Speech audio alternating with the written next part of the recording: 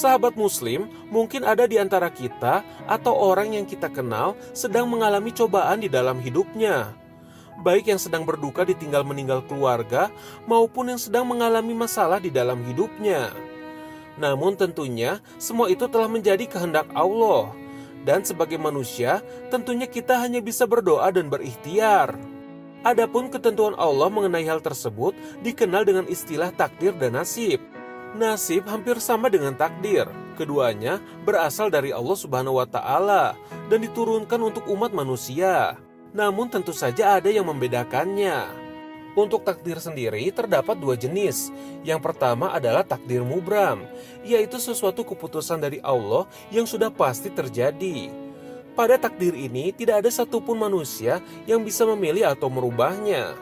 Misalnya kelahiran, jenis kelamin, peredaran planet-planet di langit, siang dan malam, serta lain sebagainya. Dan yang kedua adalah takdir mu'alaq. Nah, jenis takdir ini pada awalnya sudah ditetapkan oleh Allah Subhanahu wa Ta'ala. Namun bisa berubah sesuai dengan ikhtiar dari manusia itu sendiri. Misalnya perpanjangan umur, yang bisa dilakukan dengan memperbanyak silaturahmi kepada sesama umat muslim, serta dengan cara banyak bersedekah. Namun lain halnya dengan nasib. Di dalam nasib ini, manusia mempunyai peranan yang sangat signifikan. Dalam artian, manusia itu sendiri menjadi faktor utama dalam menentukan kadar yang diterimanya. Hal ini sebagaimana firman Allah dalam surat Ar-Ra'd ayat 11. Sesungguhnya Allah tidak akan mengubah keadaan suatu kaum sebelum mereka mengubah keadaan diri mereka sendiri. Dan apabila Allah menghendaki keburukan terhadap suatu kaum, maka tak ada yang dapat menolaknya, dan tidak ada pelindung bagi mereka selain Dia. Lewat surat tadi, Allah memberikan isyarat kepada kita untuk kita selalu bekerja keras dan merubah kondisi menjadi lebih baik, tentunya diiringi dengan kekuatan doa. Namun yang tak kalah penting dari itu semua ialah bagaimana sikap kita dalam menerima takdir tersebut, agar menjadi sebuah pahala keikhlasan. Contohnya, sikap yang bisa diteladani ialah ujian kesabaran yang dialami Urwah bin Zubair. Dikisahkan, saat beliau hendak pergi menemui Walid bin Abdul Malik, beliau mendapati musibah pertama yang menimpanya, yaitu anak kesayangannya meninggal dunia karena terinjak binatang ternak dan meninggal dunia di tempat. Dalam keadaan demikian, beliau tetap melanjutkan perjalanannya dan tetap memuji kebesaran Allah. Tidak ada perasaan kecewa terhadap takdir yang Allah berikan tersebut. Dan yakin ketika Allah mengambil sesuatu darinya, pasti akan memberi pengganti yang lebih baik.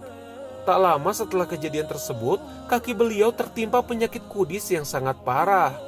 Dokter-dokter pada saat itu sudah angkat tangan karena penyakitnya sudah kronis, hingga kemudian diambillah keputusan untuk mengamputasi kaki beliau. Karena saat itu belum ada ilmu anestesi seperti kedokteran saat ini, akhirnya beliau disarankan untuk meminum khamar atau minuman keras agar tidak merasa sakit saat diamputasi. Beliau pun menjawab, "Aku tidak akan memanfaatkan sesuatu yang diharamkan oleh Allah hanya karena ingin sembuh." Di sela-sela proses pemotongan kakinya tersebut, beliau tidak henti-hentinya mengucapkan kalimat tahlil dan juga takbir. Bahkan di dalam cerita yang lain, dikisahkan tentang momen pemotongan itu dilakukan sewaktu beliau sedang sholat, sesuai dengan permintaannya. Setelah pemotongan kaki selesai dilakukan, beliau mengatakan, "Demi Allah, selama 40 tahun saya belum pernah menginjakan kaki saya ke tempat haram. Dan saya bersyukur bisa mengembalikan kakiku kepada Allah dalam keadaan suci." Untuk lebih jelasnya, mari kita simak pemaparan berikut ini. Jadi kalau kita pahami, yang namanya takdir ini sebuah ukuran sebetulnya, ketetapan, ketentuan, ya, di mana kullu syai'in khalaqnahu biqadar. Jadi segala sesuatu yang Allah ciptakan itu tentu ada ukurannya, ada aturannya, ada ketentuannya, ada ketetapannya. Ya, sebagaimana seandainya kita diciptakan sesuai dengan ukuran-ukuran masing-masing, ya, yang berbeda-beda yang satu dengan yang lainnya. Nah, itulah permasalahan takdir. Takdir seseorang pun berbeda dengan takdir yang lainnya.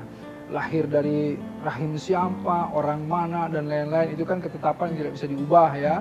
Takdir seperti misalnya bentuk telinga saya besar misalnya, ada yang hidungnya seperti apa, Itu tuh sebetulnya takdir-takdir ketetapan gitu.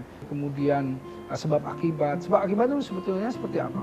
Sebagaimana kalau kita lihat ketika sunatullahnya orang itu melakukan sesuatu hal, ya misalnya dia menebang pohon misalnya ya, kemudian pohon itu habis, itu sunatullah ketika hujan ya di tempat yang tinggi dia akan kemudian membawa banjir ke bawah. Nah ini salah satu pemahaman yang lebih luas lagi. Tapi intinya adalah bagaimana kita melihat secara ketetapan, secara aturan, secara ketentuan, secara ukuran. Nah, inilah yang kita pahami dengan takdir. Berbeda dengan nasib. Kalau nasib itu bahkan disebutkan Innallaha la yughayyiru ma biqaumin hatta ya yughayyiru ma bi anfusihim. Jadi Allah tidak akan mengubah nasib sebuah kaum kalau kaum itu kemudian tidak mau mengubah nasibnya. Jadi artinya nasib itu sesuatu hal yang kita tegakkan gitu. Kalau kita bermalas-malasan, ya kita masuk ke dalam nasib yang seperti apa? Ya sunatullahnya tadi. Tapi kalau kita berusaha keras dan lain-lain, insya Allah kita bisa berubah, mengubah kondisi kita. Tapi kalau yang namanya takdir itu sudah ketentuan yang pasti, ya. Hanya satu hal yang bisa mengubah takdir adalah doa dan tentu ilmu Allah atau yang namanya otoritas Allah, ya. Nah, itulah bahasannya. Tentu kita harus terus fa idza faragta fansab wa ila rabbika farghab. Kita bersungguh-sungguh saja. Bersungguh-sungguh saja, ya. Fa idza azamta fatawakkal 'ala Allah.